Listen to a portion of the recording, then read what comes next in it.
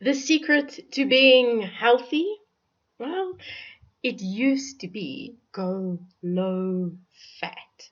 But the growing popularity and success of low-carb diets has led to a slight reframe of the message. Now, it's okay to eat fats as long as they're healthy fats, which leads to the million-dollar question.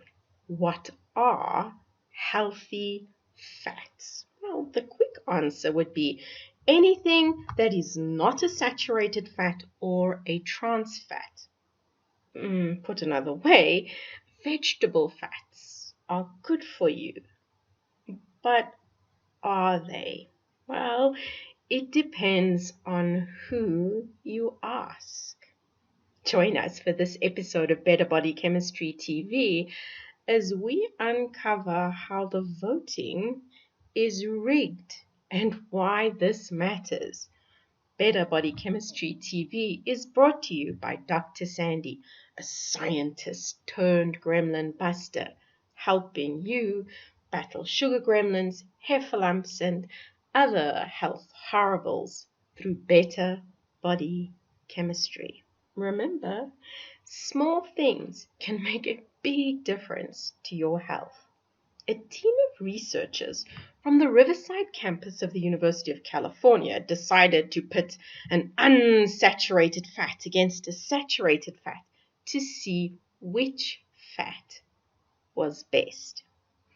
As their unsaturated fat, the team selected soybean oil. The reason they chose this particular vegetable oil is it is most widely used in the production of processed foods. That is, we're eating a lot of it. It's in margarine, salad dressings, and snack foods. It's also the oil most commonly used by restaurants. As the saturated fat, they chose coconut oil. Now, admittedly, not an oil which is traditionally associated with the saturated fat camp, but a solid choice, with the added advantage of being pretty much the same from batch to batch. Lard, the more traditional saturated fat option, is quite variable. Its exact composition is a function of the diet of the animal from which it is being derived. The two different fats were fed to hungry male mice from the C57BL6 clan. For the mice, it was an all-you-could-eat buffet of mice pellets, served up twice weekly for 35 weeks. The only difference between the pellets was the oil mix. Group 1 got pellets with 25 grams of soybean oil and 220 grams of coconut oil mixed in. Group 2 got pellets that had 115 grams of soybean oil and 130 grams of coconut oil mixed in. As far as the mice were concerned, the pellets tasted great. Okay, great might be a stretch, but the mice did tuck into them, and there was no difference in pellet consumption between the two groups. But there was a difference in health 35 weeks later. The mice munching on the soybean oil were, you're expecting me to say thinner. No, they weren't. They were, in fact, significantly heavier. The difference between the two groups of mice was close to 10 grams. And as expected, the heavier mice had more metabolic problems. They showed signs of being insulin resistant, struggling to keep their sugar levels in line, and their livers accumulated lots of fat. And the lipid droplets inside their livers were huge. But it was a case of heavier with a twist. The twist? They had lower cholesterol levels. Go figure. every other health biomarker was screaming health crisis, with this one exception. How could this be? The team demonstrated that the soybean oil diet changed liver chemistry. Probably not a big surprise, considering the appearance of changes in liver morphology.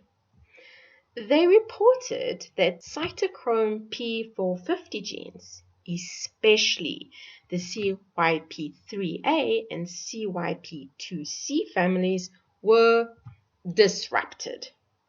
Disrupted? The lower cholesterol level was due to overall liver disruption. High cholesterol is associated with heart disease, but putting your liver at risk to lower your cholesterol level doesn't sound terribly healthy, especially when you realize cardiovascular disease is an inflammatory disease. Cholesterol is not causing the inflammation. Something else is. The something is very often high sugar levels. And upset livers frequently have trouble handling sugars, especially if you're insulin resistant. In fact, the team identified the PDK4 gene, which codes for pyruvate dehydrogenase, as one of the genes whose functioning was disrupted in the mice eating lots of soybean oil. When this gene is disrupted, the liver shifts to making more glucose via the process of gluconeogenesis, and more glucose means higher sugar levels. Aish. Soybean oil, corn oil, sunflower oil, canola oil. None of these polyunsaturated fats are natural. They're not the solution. They're part of the problem. Fats should be part of your diet. In fact, to overcome insulin resistance, you want to cut the carbs and add more protein, fat, and fiber to your diet. But when adding fats, use natural as your guiding principle. Think meat, milk, eggs, olive oil, and avocado. For more tips and strategies on how to overcome insulin resistance, download our free report and begin the journey today to better body chemistry and better health. Interested in discovering more ways to create better body chemistry so you optimize your health and the health of your family?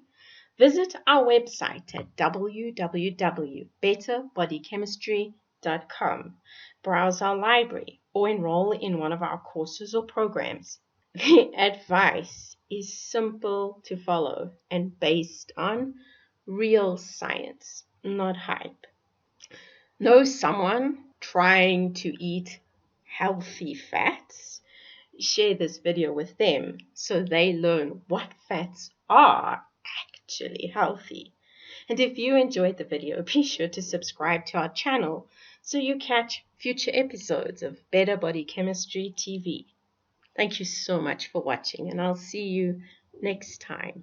Remember, small things can make a big difference to your health.